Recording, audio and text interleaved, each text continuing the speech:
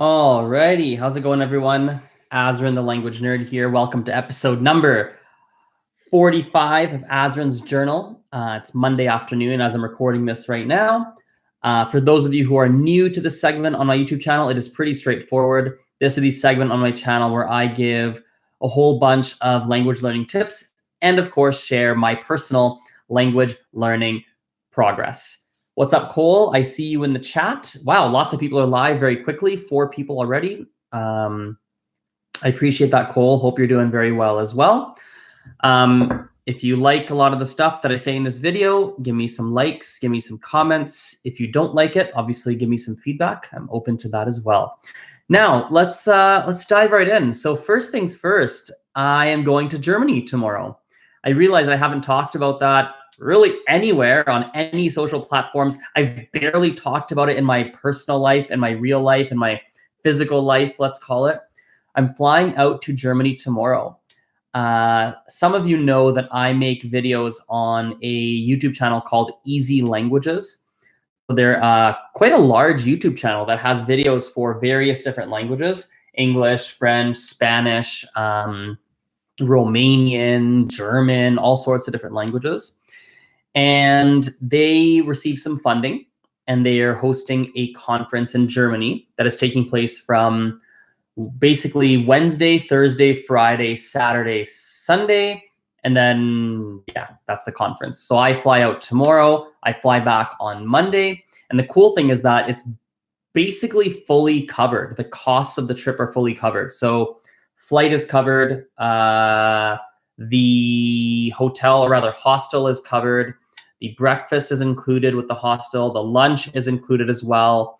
There's basically like a small amount we each have to pay, but it's definitely way less than if someone went by themselves on a flight to Germany, booking a hostel and all of that stuff. So it's a really cool opportunity. I'm super excited for it. And so I fly out tomorrow, and I'll be back on Monday. So that is going to be a lot of fun. I do not speak German. As anyone who follows my content probably knows, German is not one of the languages I speak. I know very, very little about the language. The only extent of German I actually speak, which is a bit of a funny story, is German I picked up what would have been about 12 years ago, give or take, 11 years ago, because I went to Germany when I was in high school.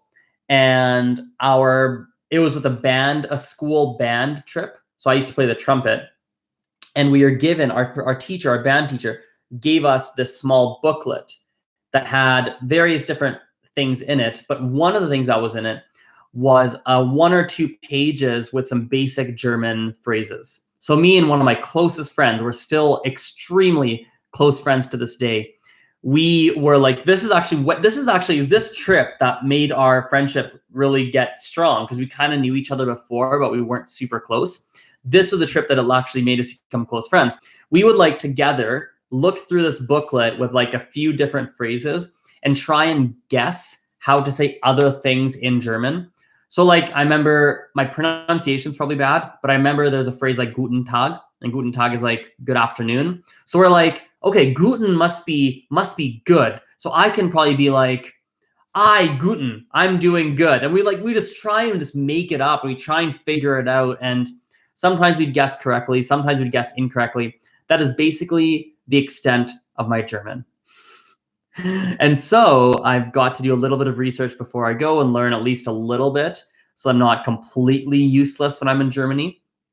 Although I have been told people in Germany speak pretty good English, but still, I still want to make sure I know at least a little bit of German.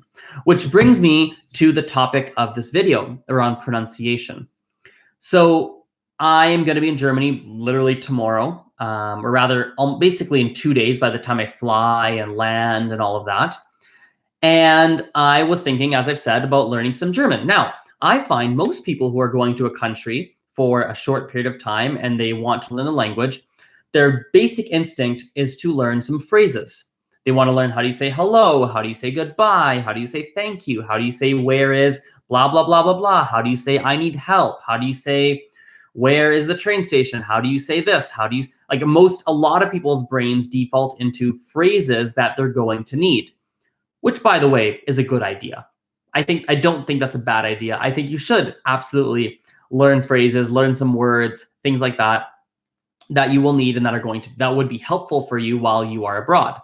No, there's no problem with that whatsoever. Now, I will say this. My brain went somewhere completely different. My brain went, okay, I'm going to be in Germany pretty soon. I need to learn the sounds of German. I need to learn how the heck does German work? What does it sound like? What is the alphabet? How do I pronounce it? And that brings us to the topic of the video, which is around, should you be learning, or do you have to learn pronunciation first when learning another language? Now, the short answer is no. I don't think you necessarily have to learn. I don't think you have to do anything when you learn another language. You can do whatever the heck you want to do. Me personally, I see a lot of value in learning pronunciation early on. So right now, I'm going to be spending some time on German pronunciation because, in my opinion, if I am able to have a decent grasp of German pronunciation, I'm going to be able to pick up a lot of German while I'm abroad. While I'm there, I'm going to be able to learn a lot of stuff really, really quickly because I'll look at a sign, I'll know how to pronounce it because I've studied the pronunciation, and then I'll be able to Google right there on the spot, what does that word mean? Oh, cool. Now I know what that means, and I can say it, I can ask about it. Versus if I didn't know the pronunciation, I might look at it and be like, okay, I see how that's spelled, but I don't know how to say it. Like, I know how Guten Tag is spelled. I remember seeing it in the booklet. No idea. I mean, Cole's given me some help here in the comments, but ultimately, I don't have an audio memory right now of how to say that word. I don't. But if I knew how German phonetics worked a little bit and I knew how the sounds are pronounced, I would see that word and know how to say it or have a good idea of how to say it. So I think for me, pronunciation early on, not necessarily first, but early on in the learning process is a good idea because it accelerates the learning that you are able to do as you keep learning that language. I genuinely believe that.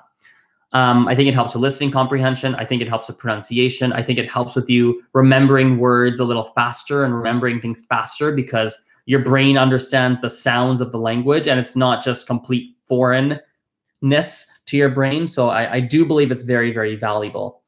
But I don't necessarily think you have to do it first, per se, not necessarily.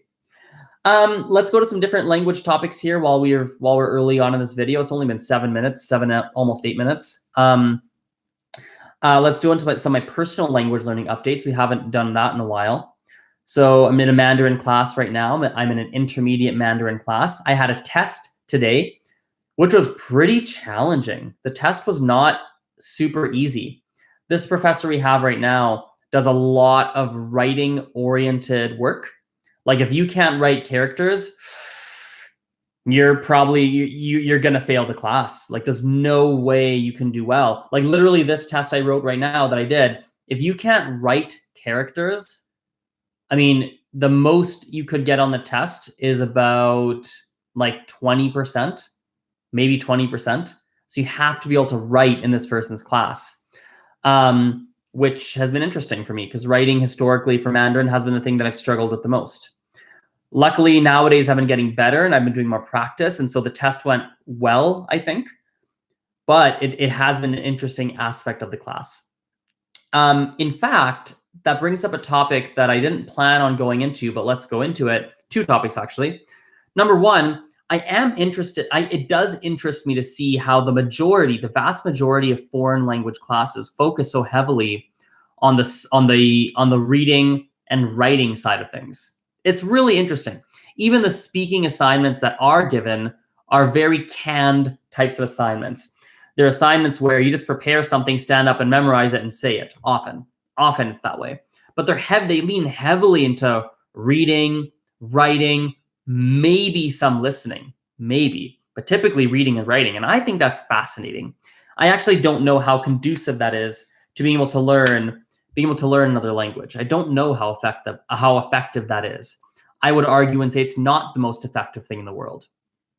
I would argue that. I would argue it's not.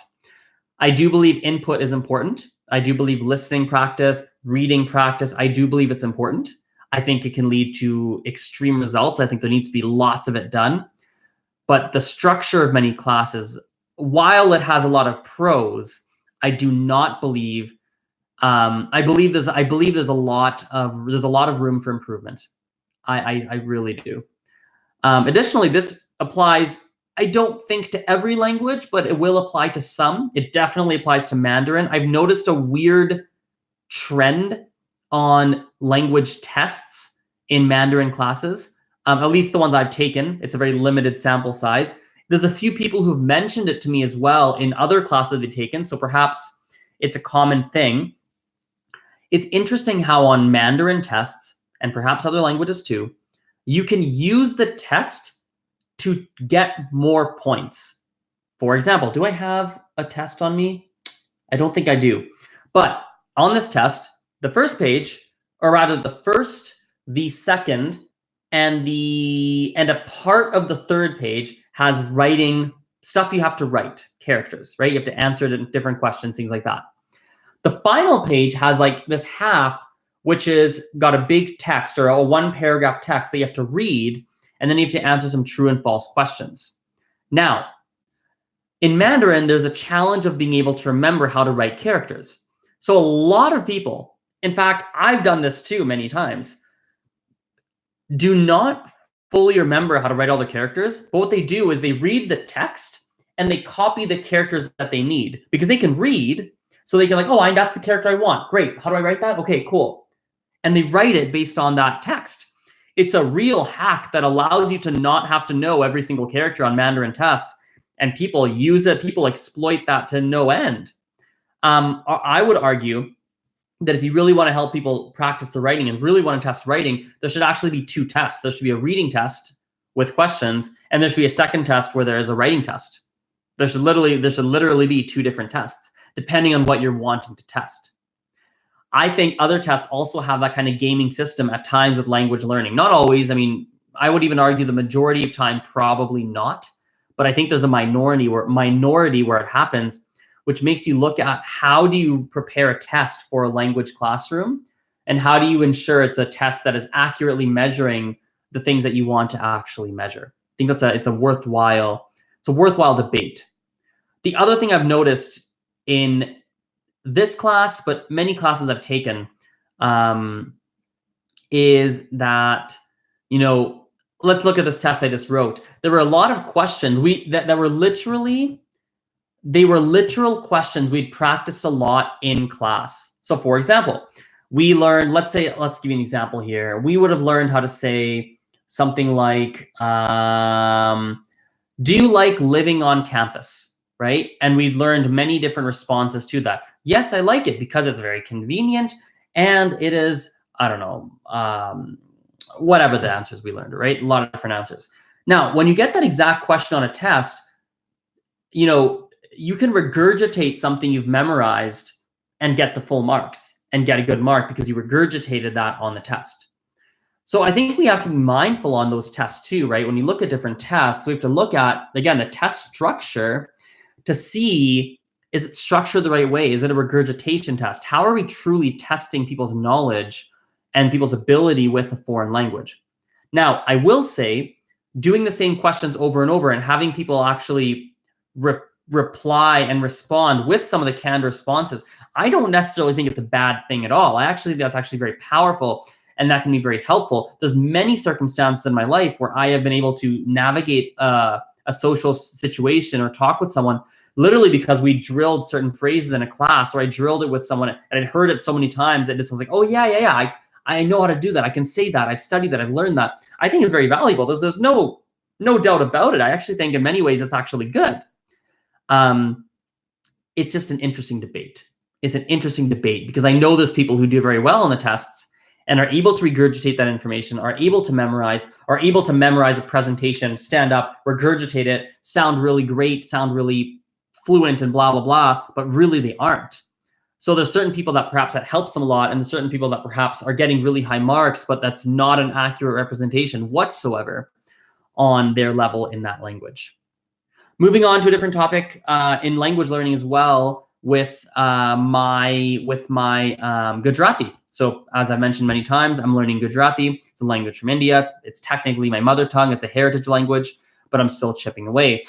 I've been doing very casual study, super casual study with Gujarati. Nothing super intensive. Nothing that would be conducive to me really making big steps forward. Just enough to maintain it. I watch some videos. I do some work with a private tutor, but nothing like Mandarin where I'm actively doing stuff where I'm like getting better and I can see the improvement and I'm really doing it. Gujarati, incremental improvements, very incremental. That's something I've noticed about my language learning process in general whenever I'm learning, right?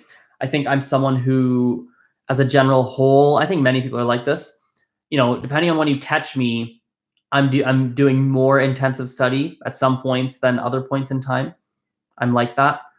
I think that's fine. I will say that consistency is very powerful. I will say that something is better than nothing. So the fact that I'm actually doing some stuff with Gujarati, I am still working on it. I am still getting incrementally, 1%, 1%, 0.5%, 0.2%, little bit. It is still incrementally, slowly improving. I think that's positive, and I think that is a minimum. I think completely leaving it by the wayside is not a great idea. Like, I think that's not good.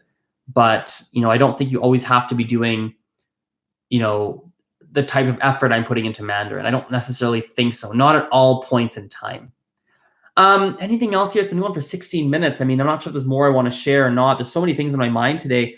Perhaps we can go into, let's talk about this, and we can finish the podcast. It's a final little 2 minutes. It's interesting to me that, there are environments that are conducive to learning and there are environments that are not conducive to learning. And then you can take that statement in many ways. You can take that statement in a very literal way, and you could say, oh, my room is really messy and there's 7 people in the house at all times, so it's hard for me to study. It's a bad environment. You could take that in a mental way, that if you're mentally distracted, you're not in a mentally good environment right now to study. I think it can be taken in many ways. It can be taken there's a lot of ways you can take that statement. The direction I want to specifically take it just in this moment here, in this last minute or two of the video, is the people you hang out with and the people you practice with. So, one thing I think about a lot is the way that my brain reacts unconsciously when I speak with people in my family compared to my Gujarati tutor, or even like any Gujarati dude or girl from India. It's my brain goes to very different places. My family obviously speaks Gujarati as their mother tongue, obviously. And they're obviously very fluent and blah, blah, blah. But they've been here a long time. We've been in Canada a very, very long time. And even amongst themselves, they'll use a lot of English. They have ingrained habits to speak in English with the younger generations, right? Even if they use Gujarati, there's a mixture going on. Again, even amongst themselves, they're mixing a lot. On certain topics, they speak pure English, not Gujarati. Like, if they talk about something like football, right, or a sport or something they came across when they were in Canada, they speak in English about it. They don't speak in Gujarati about it. They won't say in Gujarati, he ran really fast. They'll say in English, he ran really fast, because there's a context around the sport, and they've, in their minds, tied it to English, not Gujarati. And so what that, there's more to it. Like, I mean, even there's just a lot to it. It's just different. It's very different. And what that leads to is, like, when I speak with them, I realized this very recently.